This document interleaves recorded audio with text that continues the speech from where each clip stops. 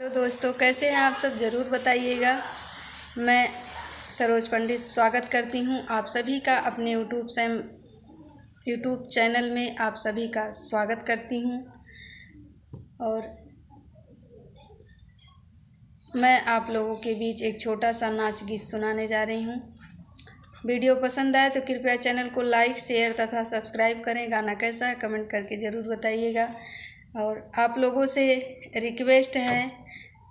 सभी माताएं बहनों से, आप लोग मेरा भी सपोर्ट करिए, मुझे भी आगे बढ़ाइए। मैं भी आप लोगों का सपोर्ट ज़रूर करूँगी। जो मुझसे बन पाएगा मैं उतना सबका सपोर्ट करती हूँ और आगे भी करूँगी। आप लोग मेरा सपोर्ट करिए, मैं आप लोगों का सपोर्ट करूँगी। नदिया नरवा के किनारवा के बोवई है जोन हरी, नदिया नरवा के किनारवा के बोवई है जोन हरी, के बोवई है जोन हरी, के बोवई है जोन हरी, नदिया नरवा के किनारवा के बोवई है जोन हरी, नदिया नरवा के किनारवा के बोवई है जोन हरी, के बोवई है जोन हरी, के बोवई है जोन हरी, नदिया नरवा के किनारवा के बोवई है जोन हरी, हमरे ससुर उठे के दरवा वही बोवई है जोन हरी, हमरे ससुर उठे के दरवा वही बोवई है जोन हरी, हमरे ससुर उठे के दरवा वही बोवई है जोन हरी, हमारी सासू चटकीली वही रखई है जोन हरी, हमारी सासू चटकीली वही रखई है जोन हरी, नदिया नरवा के किनारवा के बोवई है जो,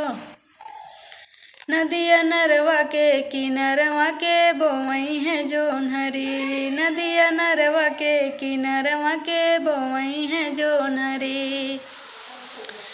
हमरे जेठ उठी के दरवा वही बोवई है जोन हरी, हमरे जेठ उठे के दरवा वही बोवई है जोन हरी, हमरे जेठ उठी के दरवा वही बोवई है जोन हरी, हमरे जेठानी छैल छबीली वही कटई है जोन हरी, हमारी जेठानी छैल छबीली वह कटई है जोन हरी, नदिया नरवा के किनारवा के बोवई है जोन हरी, नदिया नरवा के किनारवा के बोवई है जोन हरी, के बोवई है जोन हरी, के बोवई है जोन हरी,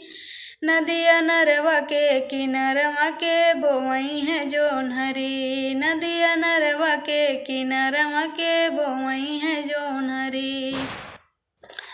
हमरे देवर उठे के दरवा वोए बोवई है जोन हरी, हमरे देवर उठे के दरवा वोए बोवई है जोन हरी,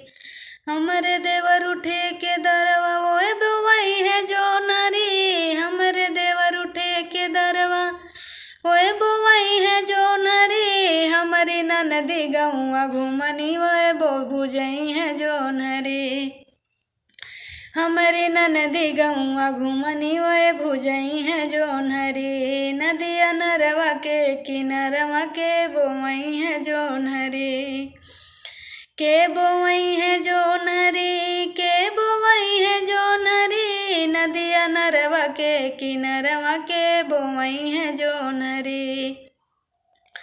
नदिया नरवा के किनारवा के बोवई है जोन हरी, हमरे देवर उठी के दरवा वही बोवई है जोन हरी, हमरे देवर उठी के दरवा वही बोवई है जोन हरी, हमारी ननदी गौआ घुमनी वही बुझई है जोन हरी, हमारी ननदी गौआ घुमनी वही भुजई है जोन हरी, नदिया नरवा के किनारवा के बोवई है जोन हरी, नदिया नरवा के किनारवा के बोवई है जोन हरी। तो गाना कैसा लगा आप सब ज़रूर बताइएगा। आशा करती हूँ कि यह गीत आप सबको ज़रूर पसंद आएगा। मिलती हूँ नेक्स्ट वीडियो में, तब तक के लिए बाय बाय।